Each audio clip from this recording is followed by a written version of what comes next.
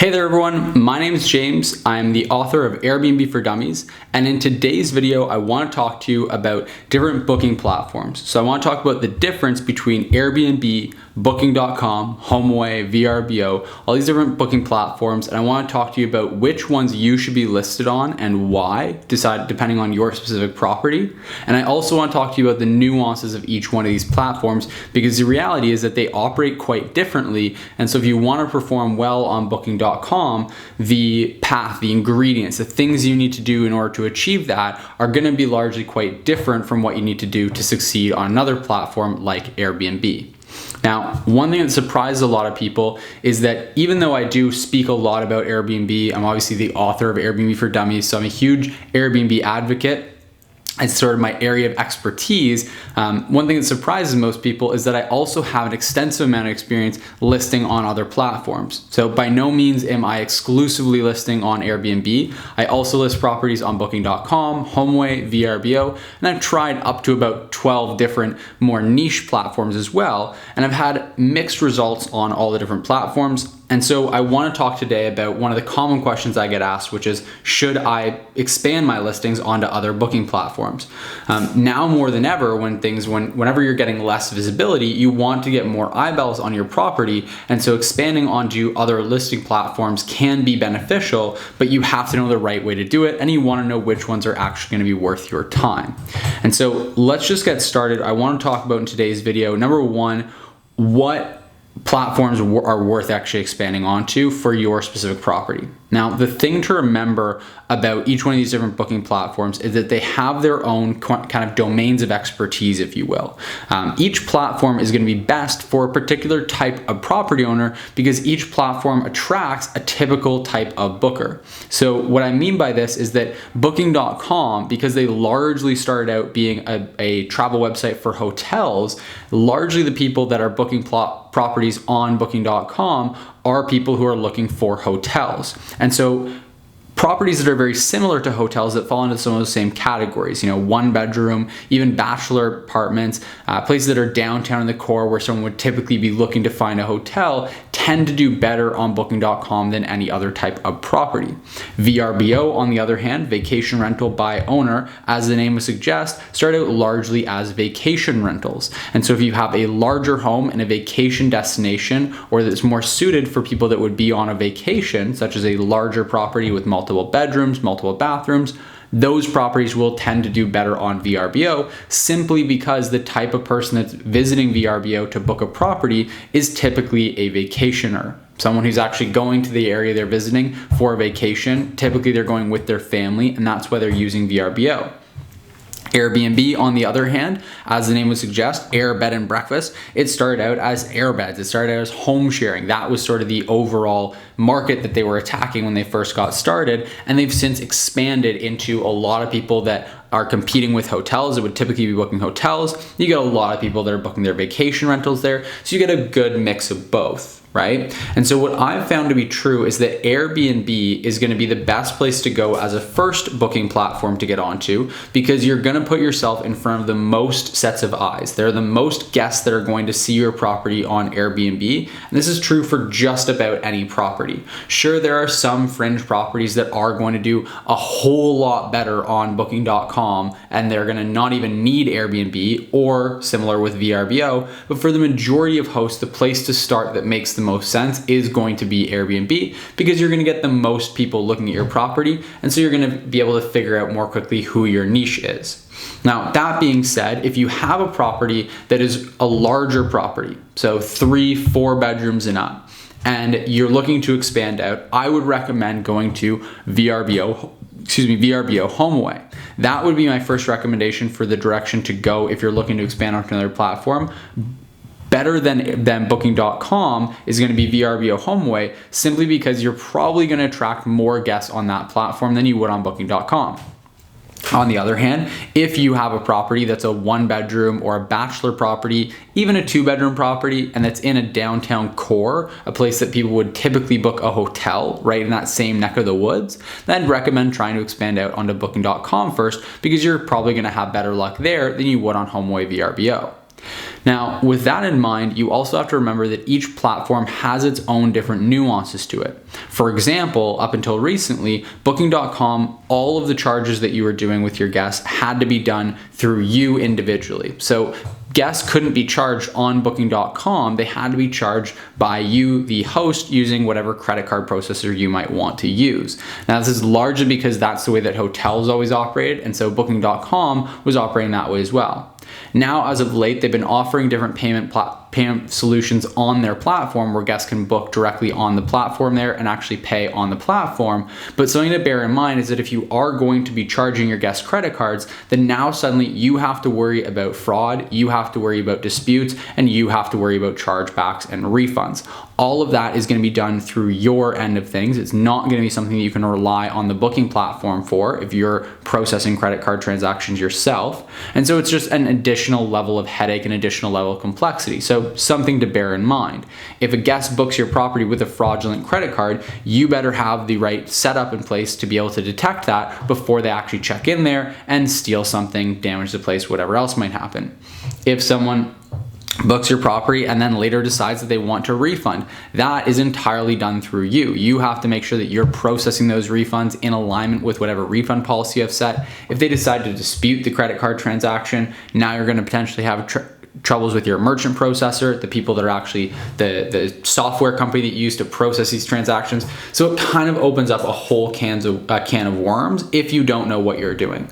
So I highly recommend that if you are going to expand onto Booking.com, you try to get your property set up to have all the payments processed on the platform itself, the same way that you would with Airbnb. And if you don't opt for that solution, then I'd recommend just really familiarizing yourself with all of the ins and outs, all the different nuances of processing your own credit cards for your guests, because it's not necessarily as simple as just punching in the card numbers and then you're set to go. There's a whole bunch that can happen after that that's going to lead to different headaches, different problems that you want to have the solutions for, as opposed to trying to fight fires as they come up.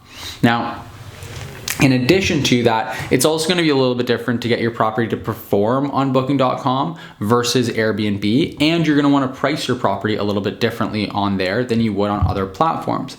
Typically, properties are going to be a little bit more expensive on a site like Booking.com than they would be on Airbnb, simply because it's in alignment with the competition. If you look at Airbnb, you're competing primarily with people who are doing home sharing, people who are, just kind of amateurs that don't really know what they're doing when it comes to pricing their property effectively. And so the prices overall are going to be lower there. And so in order to compete with that market, you need to lower your rates. Whereas if you look at Booking.com, the majority of properties on there, though there is an ever growing number of people like us who have vacation rentals, short-term rental properties who are listing on Booking.com, first and foremost, the majority of the market share there is going to be hotels. And so when your property is being compared against a hotel, then you're going to have better amenities. And if you have the same price, you're still probably going to win that guest just because you have, your own kitchen, you have different amenities in there, things like that. They're going to add more value, and you can afford to charge a more hotel-like price for your property because that's what you're going to be compared against on that platform. Now, shifting gears here, if we talk about Vrbo, HomeAway, that platform, you're typically going to be competing, like I said, against other vacation rental owners. There's a lot fewer amateurs. Now, I'm not going to say it's as professional caliber as Booking.com because we're competing against large multinational hotel companies. Obviously, they really have stepped their game up when it comes to pricing. But that being said, on Vrbo, HomeAway, you tend to see slightly higher prices because these are typically larger properties for one thing. There's lower competition for another thing. And you get people that are typically more experienced. Typically, and I say that very cautiously, I say that typically people who are listing their properties on Vrbo, on HomeAway, have a little bit more experience than those who are listing their properties up for rent, up for accommodations on Airbnb. And so for that reason, you can typically get away with a little bit higher prices on Vrbo, HomeAway. But again, you want to make sure that you have the right tools in your tool belt to be able to actually optimize your property to perform well on Vrbo. That is going to be slightly different from Airbnb, though I would say that in terms of similarity to Airbnb, Vrbo HomeAway is going to be the closest that you'll ever find. I say that because you're going to be having all your credit card transactions processed through the booking platform itself. So same way that you would with Airbnb, you don't have to go and worry about anything to do with charging your guests credit cards. You don't have to worry about any kind of refunds, chargebacks, disputes. any of that stuff, fraud, all taken care of on the part of HomeAway VRBO. The review process is largely the same. The listings look largely the same. The way that you price your property, the way that you manage your calendar is largely the same as Airbnb. There's going to be very little overlap in terms of things that you have to do differently. That being said, the one thing, if we kind of look at the strategy overall of listing on other platforms, the one final thing that you really have to be aware of is just making sure that your calendars are synced up. Now, what I mean by that is simply to say that if you are listing your property on multiple platforms, if you're listing on booking.com in addition to Airbnb, maybe you've got HomeAway VRBO in the mix there as well. If you've got any combination of 2 or more booking platforms, now suddenly you have to make sure that when a guest books a property on one platform, that date is then blocked off in the other. So this is another common question that I get is, how do I make sure that I don't get double bookings? Now, the most simple, most sort of basic, straightforward way to do this is through an Ical integration. Now, that's not to say that it's the best solution, it's just to say that it's the most basic and the easiest one to set up. All you have to do is just set up your Icals to sync up between them so that when one person books a listing on Airbnb, it then syncs to the Ical, which then pushes through to booking.com and blocks that date in your booking.com calendar. Now, that's all well and good. However, there can be delays with that. So if you get 2 people booking at virtually the same time, it is possible to get a double booking. Ical calendar integrations can also be a little bit finicky. They have a reputation for sometimes failing, and when that happens, you can have a real mess on your hands, as I'm sure you can appreciate. Now, the best solution is typically going to be a channel management software of some sort. If you're just starting out, if you just have one or a couple different properties, I recommend a software called IGMS. IGMS is going to help you to get all your bookings all lined up. It's going to keep everything in one place. It's going to allow you to do your messaging from one place. It's going to allow you to do your pricing updates from one place. So it's going to keep things relatively easy. They are still going to use, last I checked, an Ical integration. So it's, again, not going to be a perfect solution, but it is going to be relatively inexpensive. Then when you're going to be up to 5 or more properties, if you're doing this professionally, you're managing properties for other people, or you just want to have the best solution out there, that's when I'd recommend going to a full channel management solution. And that's where you're going to have a full API integration of your calendars. That's going to be done through this channel management software. One of the ones that I recommend is called HomeAway. They're a great software to use when you're managing multiple different listings. There are other ones out there like Guesty. There's other ones out there that I'm not as familiar with, that I haven't actually necessarily tried myself. There's a number of other ones out there on the market. I recommend you check them out. There's a whole bunch of them out there, but the one that I recommend for most often is going to be HomeAway. It's just a good channel management software that I've used, have good experience with. There are other ones out there though, like I said. So with that being said, those are going to be the main things that you're going to want to watch out for when you're listing on other platforms. Like I said at the beginning of the video, there are really pros and cons to each one of these different solutions, each one of these different platforms. And so you just want to be mindful of which one is best for your specific property. As a rule of thumb, if you have a larger property, the next one to expand out to after Airbnb is going to be HomeAway VRBO. If you have a smaller property that's more centrally located, then my recommendation would typically be to go to booking.com.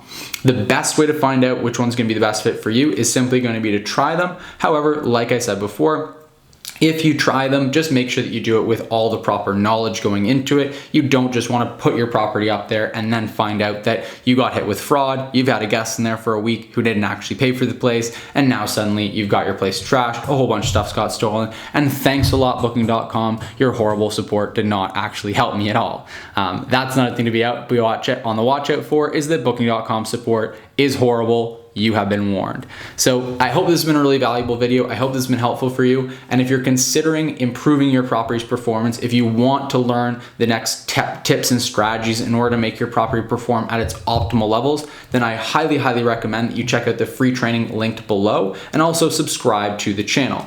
If you want to manage properties for other people on Airbnb, on short-term rental, if you want to manage on multiple different platforms and you want to do it in the best way possible and really build a business where you can earn a full-time income managing other people's properties on Airbnb, then I highly recommend checking out the other free training we've got linked down below that's going to walk you through step-by-step how I grew my business over the course of a year to go from absolutely no experience on short-term rental whatsoever, not even having stayed as a guest, right through to managing over 30 properties on Airbnb. So if you want to check that out, the links are down below in the description. As always, if you liked this video, please take a quick second, just click that little like button, the little thumbs up button down in the right-hand corner, the bottom right-hand corner, just click that, give it a tap. I'll give you a second here now, because it really does help me out a lot with the YouTube algorithm. So if you could just take a quick second, hit that little like button, I'd really appreciate it. And again, if you're new here to the channel, then please consider subscribing, and I'll see you in the next video.